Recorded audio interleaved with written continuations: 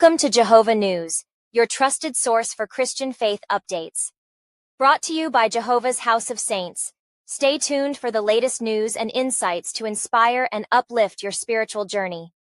Stay connected with us as we bring you all the breaking Christian news, presented by the dedicated team at Jehovah's House of Saints.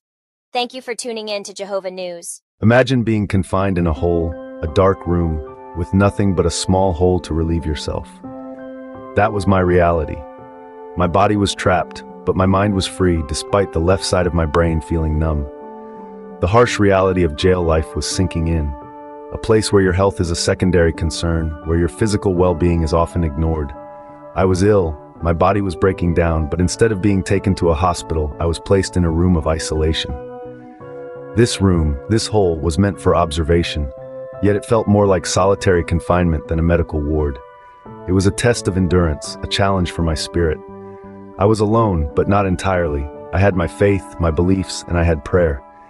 So I decided to fast, to pray, to seek divine intervention in my predicament. For 3 days, I abstained from food and drink, my only sustenance being my faith and the hope of a miracle. As the days wore on, my health deteriorated further. Yet, my spirit remained unbroken. My prayers continued, my faith unwavering. I prayed in silence, my words unspoken but echoing in my mind. I prayed for comfort, for relief, for a sign. During these 3 days of fasting and prayer, one of the jailers noticed my condition. He saw my frailty, my determination, and perhaps he saw my faith. This jailer, unlike the others, showed concern for me. He did the unexpected. He allowed me a connection to the outside world. He allowed me to call my father.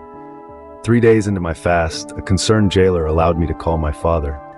It was a brief respite from my predicament, a moment of human connection amidst the bleakness of the hole. My father's voice, filled with worry and sadness, reminded me that I was not forgotten. He urged me to eat, to take care of myself. But I knew I had to continue my fast, I had to keep praying, because in that dark room, faith was my only light. Back in the hole, out of the camera's view, I bowed my head and prayed, not out loud, but in my mind. Imagine being in the darkest corner of your existence, with nothing but the power of prayer to keep you company. That's where our protagonist found himself. He was in dire need, not for escape, not for justice, but for something as simple as a cup of tea. So he prayed. He prayed with a fervency that could only come from desperation. And when he opened his eyes, lo and behold, there it was, a cup of tea, right where he had prayed for it to be. Astounded, he repeated the process. Once again, he prayed for a cup of tea, and once more his prayer was answered. The tea miraculously appeared. This happened not once, not twice, but 3 times. Each prayer for a cup of tea was answered in the blink of an eye. Overwhelmed by the power of his prayer and the immediate response, he started to question his reality. Was this really happening? Was he imagining things? So he decided to change his prayer. This time, he prayed for a cup of coffee.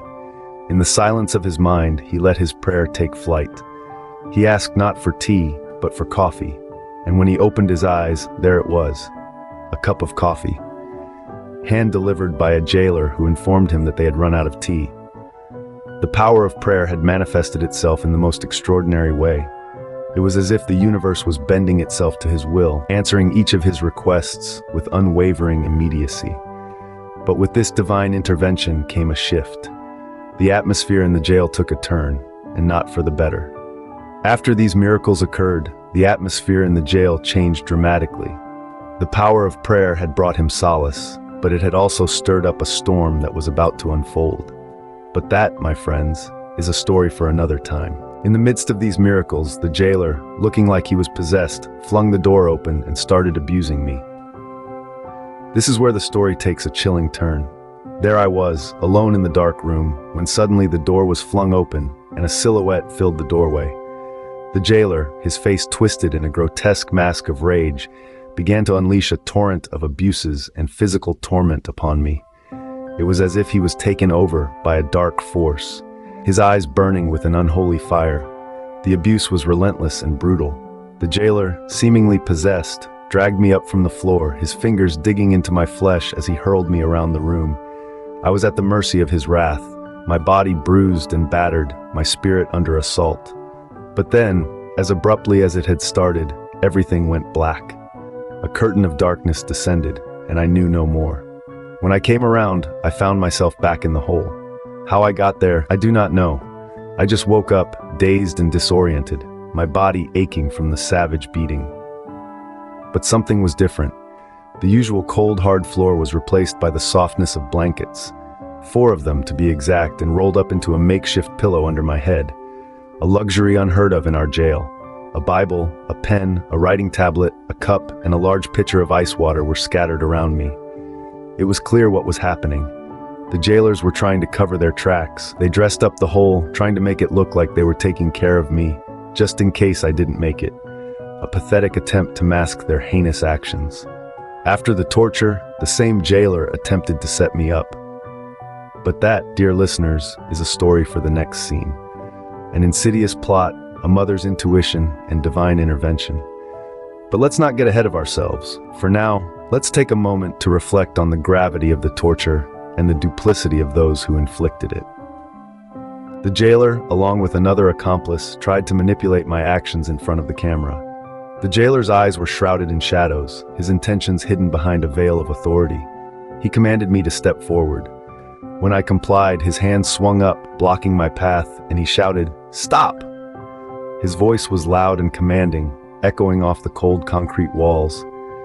Then he called for me to step back, and once again, the command to stop was yelled. This strange dance continued, the jailer's commands and my compliance, a twisted game of Simon Says. But then, something shifted. A small, quiet voice whispered in my ear, urging me to do the opposite of what the jailer instructed. So when he barked for me to step forward, I retreated. When he demanded I step back, I advanced. The jailer's face twisted in confusion, his plan unraveling. I later realized what he had been trying to do. The camera was fixed on me, capturing my every movement. But the jailers, they were hidden in the camera's blind spot, their actions unseen. They were trying to frame me, manipulating the situation to make it appear as if I was the one causing trouble. Meanwhile, outside the jail, my mother felt a tug at her heart, an intuition that something was wrong. Heaven knows how she knew. Maybe God whispered it to her. Or perhaps a mother's love is just that strong. She arrived at the jail, her tears carving tracks down her face. She banged on the door, her voice echoing through the halls. "I want to see my son. I want to see him now." The jailers were startled, their plan disrupted by this unexpected arrival. My mother's intuition had brought her to the jail, crying at the door, demanding to see me. It was a testament to the power of love, the strength of a mother's bond, and the undeniable force of faith. My time in jail was filled with trials and miracles. It was a testament to the power of faith and prayer. In the bleak confines of my cell, I discovered a profound truth, that faith can illuminate even the darkest corners. I learned the potency of prayer, not just as a conduit for divine intervention, but also as a source of strength and hope.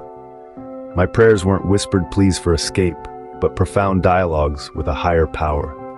They were my beacon of hope, a solace in an otherwise desolate existence. I experienced firsthand the miraculous power of faith. I prayed for cups of tea, and they appeared. I prayed for a cup of coffee, and it was brought to me. These weren't mere coincidences, but manifestations of divine providence. They reaffirmed my belief in a benevolent force that listens, cares, and responds. But faith isn't just about miracles. It's about resilience and unwavering trust, even when confronted with adversity. When the jailer came to torment me, my faith didn't falter. I held on to it, like a life raft in a stormy sea. My faith didn't shield me from the jailer's wrath, but it gave me the strength to endure, to persevere, to survive. I learned to trust my intuition, to listen to that small voice inside me. When the jailer tried to frame me, I followed that inner voice, and it steered me right. I learned that sometimes faith is about trusting yourself, your instincts, your intuition. This ordeal transformed me. It deepened my faith, honed my intuition, and instilled in me a profound appreciation for the power of prayer. My perspective on faith has evolved, matured. It's no longer about seeking divine favors, but about cultivating a deeper connection with the divine, about finding strength and solace in that connection. Despite the hardships, my faith led me through and taught me that miracles can indeed happen, even in the darkest of places.